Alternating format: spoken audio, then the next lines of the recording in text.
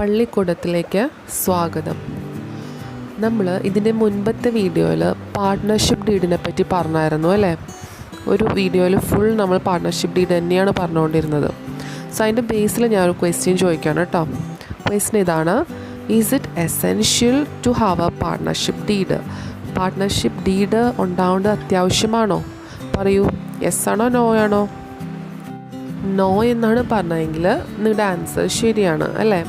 നമ്മൾ പല പ്രാവശ്യവും ഡിസ്കസ് ചെയ്തിട്ടുണ്ട്. പാർട്ട്ണർഷിപ്പ് ഡീഡ് എന്ന് പറഞ്ഞു കഴിഞ്ഞാൽ റിട്ടേൺ എഗ്രിമെൻറ്റിനെയാണ് പാർട്ട്ണർഷിപ്പ് ഡീഡ് എന്ന് പറയുന്നത് അല്ലേ. അവിടെ ഓറൽ എഗ്രിമെൻറ്റും ഉണ്ടാവാം, റിട്ടേൺ എഗ്രിമെൻറ്റും ഉണ്ടാകാം. If it is written agreement നമ്മളതിന് പറയുന്ന പേരാണ് partnership deed. So partnership deed, അതായത് ഒരു റിട്ടേൺ എഗ്രിമെൻറ്റ് എപ്പോഴും ഉണ്ടാവണമെന്ന് അത് നെസസറി ആയിട്ട് അവർ പറയുന്നില്ല, അതില്ലാണ്ട് പറ്റില്ല എന്നൊന്നും പറയണില്ല. പക്ഷേങ്കിൽ it is better to have a partnership deed. ഏറ്റവും നല്ലതെന്ന് പറഞ്ഞാൽ ഇവിടെ ഒരു പാർട്ട്ണർഷിപ്പ് ഡീഡ് ഉണ്ടാവുന്നത് തന്നെയാണ്. കാരണം റിട്ടേൺ എഗ്രിമെൻ്റ് ഉണ്ടെങ്കിൽ നമുക്കതൊരു സ്മൂത്ത് ഫങ്ഷനിങ് ഓഫ് ദ ബിസിനസ്സിന് വളരെയധികം സഹായകമാകും. ഇനിയിപ്പോൾ പാർട്ട്ണർഷിപ്പ് ഡീഡ് ഇല്ല എങ്കിൽ എന്താ ചെയ്യാമെന്ന്, treatment in the absence of partnership deed.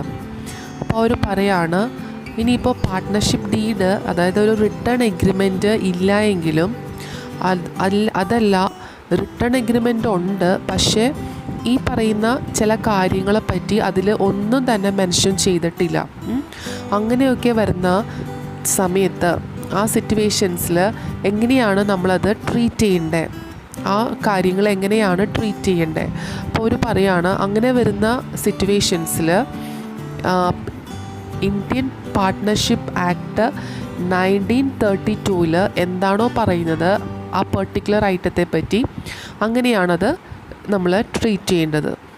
So അങ്ങനെയുള്ള ഒരു 6 ഐറ്റം നമ്മളിന്ന് ഡിസ്കസ് ചെയ്യാൻ പോവാണ്. ഈ ഒരു കാര്യങ്ങൾ, ഈ പറയാൻ പോകുന്ന 6 കാര്യങ്ങൾ പാർട്ട്ണർഷിപ്പ് ഡീഡിൽ അതിനെപ്പറ്റി ഒന്നും തന്നെ പറയുന്നില്ല, അല്ലെങ്കിൽ പാർട്ട്ണർഷിപ്പ് ഡീഡ് തന്നെ അവിടെ ഇല്ല എങ്കിൽ എങ്ങനെയാണ് ഈ 6 കാര്യങ്ങളും നമ്മൾ കൺസിഡർ ചെയ്യേണ്ടത്, അതാണ് നമ്മളിനി ഡിസ്കസ് ചെയ്യാൻ പോകുന്നത് കേട്ടോ.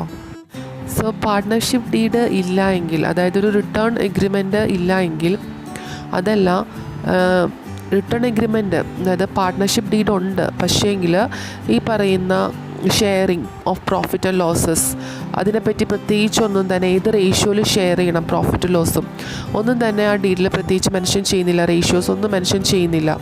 സോ അങ്ങനെ വരുമ്പോൾ ഇങ്ങനെയാണ് ഈ ഒരു പെർട്ടിക്കുലർ ഐറ്റം നമ്മൾ കൺസിഡർ ചെയ്യേണ്ടത്. സോ ഇന്ത്യൻ പാർട്ട്ണർഷിപ്പ് ആക്ട് 1932 അനുസരിച്ചിട്ട് പറയാണ്, ഈ സിറ്റുവേഷനിൽ പാർട്ട്നേഴ്സ് ഈക്വലായിട്ട് പ്രോഫിറ്റും ലോസും ഷെയർ ചെയ്തെടുക്കണം. ഇപ്പോൾ 3 പാർട്ട്നേഴ്സ് ഉണ്ടെങ്കിൽ 1:1:1, 2 പാർട്ട്നേഴ്സ് ആണെങ്കിൽ 1:1, അങ്ങനെ ഈക്വലായിട്ടായിരിക്കണം പ്രോഫിറ്റും ലോസും പാർട്ട്നേഴ്സ് ഷെയർ ചെയ്തെടുക്കേണ്ടത്. In the absence of partnership deed or if the partnership deed does not have a clause in respect of this sharing of profit and loss. Next നോക്കൂ, പാർട്ട്ണർഷിപ്പ് ഡീഡിൽ ഇൻട്രസ്റ്റ് ഓൺ ക്യാപിറ്റലിനെ പറ്റി ഒന്നും തന്നെ പറയുന്നില്ല, അല്ലെങ്കിൽ അങ്ങനെ ഒരു partnership deed തന്നെ ഇല്ല. അങ്ങനെയെങ്കിൽ എങ്ങനെയാണ് നമ്മളത് കൺസിഡർ ചെയ്യേണ്ടത്? സോ പറയാണ്, ഇന്ത്യൻ പാർട്ട്ണർഷിപ്പ് ആക്ട് 1932 അനുസരിച്ചിട്ട് ഈ ഒരു സിറ്റുവേഷനിൽ പാർട്ട്നേഴ്സിന് അവർ കൊണ്ടുവന്നിരിക്കുന്ന ക്യാപിറ്റലിൻ്റെ മുകളിൽ ഇൻട്രസ്റ്റ് കൊടുക്കേണ്ട ആവശ്യമില്ല. സോ ഇൻട്രസ്റ്റ് ഓൺ ക്യാപിറ്റൽ എന്താണ് പറയുന്നത്? According to or as per provisions of the Indian Partnership Act 1932, interest on capital is not paid to partners. Next ആണ് ഇൻട്രസ്റ്റ് ഓൺ ഡ്രോയിങ്സ്. അതായത് പാർട്ട്നേഴ്സ് അവരുടെ പേഴ്സണലായിട്ടുള്ള ആവശ്യങ്ങൾക്ക് വേണ്ടി ഫേമിൽ നിന്ന് എന്തെങ്കിലും എമൗണ്ട് വിഡ്രോ ചെയ്തിട്ടുണ്ടെങ്കിൽ അതിനെ പറയുന്ന പേരാണ് ഡ്രോയിങ്സ് അല്ലേ. അങ്ങനെയുള്ള ആ ഡ്രോയിങ്സിന് ഇൻട്രസ്റ്റ് ചാർജ് ചെയ്യുന്നത് എങ്ങനെയാണ്, എത്ര പെർസെൻറ്റേജ് ആണെന്നാണ് പറയണത്. സോ ആ പാർട്ട്ണർഷിപ്പ് ഫേമിൽ പാർട്ട്ണർഷിപ്പ് ഡീഡ് ഇല്ല എങ്കിൽ, അല്ലെങ്കിൽ പാർട്ട്ണർഷിപ്പ് ഡീഡ് ഉണ്ട് പക്ഷേ ഇൻട്രസ്റ്റ് ഓൺ ഡ്രോയിങ്സ് എത്രയാണെന്ന് മെൻഷൻ ചെയ്തിട്ടില്ല എങ്കിൽ നമുക്ക് ഇന്ത്യൻ പാർട്ട്ണർഷിപ്പ് ആക്ട് 1932 അപ്ലൈ ചെയ്യാം.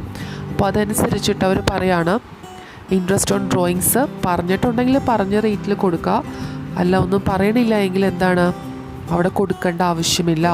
ഇൻട്രസ്റ്റ് ഓൺ ഡ്രോയിങ്സ് ചാർജ് ചെയ്യേണ്ട പാർട്ട്നേഴ്സിൽ നിന്ന് എന്നാണ് ഇന്ത്യൻ പാർട്ട്ണർഷിപ്പ് ആക്ട് 1932 അനുസരിച്ചിട്ട് പ്രൊവിഷൻ പറയുന്നത്. നെക്സ്റ്റാണ് interest on loan by a partner. ഏതെങ്കിലും ഒരു പാർട്ട്ണർ ഫേമിന് എന്തെങ്കിലും ഒരു എമൗണ്ട് അഡ്വാൻസ് ചെയ്തിട്ടുണ്ടെങ്കിൽ, അല്ലെങ്കിൽ ഒരു പാർട്ട്ണർ ഫേമിന് ലോൺ കൊടുത്തിട്ടുണ്ടെങ്കിൽ അതിൻ്റെ മുകളിൽ എത്ര പെർസെൻറ്റേജ് ഇൻട്രസ്റ്റ് ആണ് ചാർജ് ചെയ്യേണ്ടതെന്ന് പാർട്ട്ണർഷിപ്പ് ആക്ട് 1932 അനുസരിച്ചിട്ട് പറയാണ്. ഇൻട്രസ്റ്റ് മെൻഷൻ ചെയ്തിട്ടുണ്ടെങ്കിൽ മെൻഷൻ ചെയ്തിരിക്കുന്ന ഇൻട്രസ്റ്റ് റേറ്റ് ആയിരിക്കും. അല്ല, ഒന്നും മെൻഷൻ ചെയ്തിട്ടില്ല ഡീഡിൽ, അല്ലെങ്കിൽ അങ്ങനെ ഡീഡ് തന്നെ ഇല്ല, ഇങ്ങനെയൊക്കെയുള്ള സിറ്റുവേഷൻ ആണെങ്കിൽ പെർ ആനം 6% ആണ് interest on loan charge by a partner charge ചെയ്യേണ്ടത്. സോ ഇയർലി എത്രയാണോ ലോൺ എടുത്തിരിക്കുന്നത് അതിൻ്റെ മുകളിൽ 6% ഇൻട്രസ്റ്റ് ചാർജ് ചെയ്ത് ഫേം പാർട്ട്ണർക്ക് കൊടുക്കണം. നെക്സ്റ്റാണ് റെമ്യൂണറേഷൻ ടു പാർട്ട്നേഴ്സ്. പാർട്ട്നേഴ്സിന് റെമ്യൂണറേഷൻ കൊടുക്കുക, അതായത് പാർട്ട്നേഴ്സിന് സാലറി, പാർട്ട്നേഴ്സിന് കമ്മീഷൻ, ഇങ്ങനെയുള്ള കാര്യങ്ങൾ പാർട്ട്നേഴ്സിന് കൊടുക്കുന്നതിനെ പറ്റി ഡീഡിലൊന്നും തന്നെ പറയുന്നില്ല, അല്ലെങ്കിൽ പാർട്ട്ണർഷിപ്പ് ഡീഡ് തന്നെ ഇല്ല. ഇങ്ങനെയുള്ള ഒരു സിറ്റുവേഷൻ ആണെങ്കിൽ remuneration is not paid to any partner. പാർട്ട്നേഴ്സിന് റെമ്യൂണറേഷൻ കൊടുക്കേണ്ട കാര്യമില്ല എന്നാണ് പറയുന്നത്. നെക്സ്റ്റ് നോക്കിക്കേ, അഡ്മിഷൻ ഓഫ് എ പാർട്ട്ണർ. ഒരു പുതിയ പാർട്ട്ണറെ അഡ്മിറ്റ് ചെയ്യുന്ന കേസിൽ in the absence of A partnership deed Indian Partnership Act 1932 അനുസരിച്ചിട്ട് എല്ലാ പാർട്ട്നേഴ്സിൻ്റെയും കൺസെൻ്റ് ഇല്ലാണ്ട് ഒരു പുതിയ പാർട്ട്ണറെ ഒരിക്കലും അഡ്മിറ്റ് ചെയ്യാനായിട്ട് സാധിക്കില്ല എന്നാണ് പറയുന്നത്. 3 പാർട്ട്നേഴ്സ് ഉണ്ടെങ്കിൽ 3 പാർട്ട്നേഴ്സിന് കൺസെൻ്റ് ഉണ്ടെങ്കിൽ മാത്രമാണ് ഒരു പുതിയ പാർട്ട്ണർ അവിടെ അഡ്മിറ്റ് ചെയ്യാനായിട്ട് സാധിക്കുകയുള്ളൂ. സോ ഇത്രയൊക്കെയാണ് നമ്മളിന്ന് ഡിസ്കസ് ചെയ്തത്. പാർട്ട്ണർഷിപ്പ് ഡീഡ് ഇല്ലാത്തൊരു സിറ്റുവേഷൻ, അല്ലെങ്കിൽ പാർട്ട്ണർഷിപ്പ് ഡീഡ് ഉണ്ട് പക്ഷേ ഈ പറയുന്ന കാര്യങ്ങളെ പറ്റി അതിൽ പ്രത്യേകിച്ചൊന്നും മെൻഷൻ ചെയ്തിട്ടില്ല എങ്കിൽ എങ്ങനെയാണ് അതിൻ്റെ എല്ലാം ട്രീറ്റ്മെൻറ്റ്. അപ്പോൾ പാർട്ട്ണർഷിപ്പ് എഗ്രിമെൻ്റ് എന്ന് പറഞ്ഞിട്ടുണ്ടെങ്കിൽ അത് റിട്ടേൺ ആകാം, ഓറലും ആകാം അല്ലേ. റിട്ടേൺ എഗ്രിമെൻ്റാണ് പാർട്ട്ണർഷിപ്പ് ഡീഡ് എന്ന് പറയുന്നത്. സോ പാർട്ട്ണർഷിപ്പ് ഡീഡ്, അതായത് റിട്ടേൺ എഗ്രിമെൻ്റ് ഇല്ലെങ്കിൽ അവിടെ ഉറപ്പായിട്ട് ഒരു ഓറൽ എഗ്രിമെൻ്റ് ഉണ്ടായിരിക്കും. സോ ഓറൽ എഗ്രിമെൻറ്റിൽ അവർ പരസ്പരം ഒരു ധാരണയിൽ ഈ പറയുന്ന ഓരോന്നിനെ പറ്റി ഒരു ധാരണയിൽ എത്തിയിട്ടുണ്ടെങ്കിൽ അതനുസരിച്ചിട്ട് അവർക്ക് ചെയ്യാം. അതുമില്ലാത്ത സിറ്റുവേഷനിലാണ് നമ്മൾ ഈ പറയുന്ന provisions of Indian Partnership Act 1932 apply ചെയ്യുന്നത് കേട്ടോ.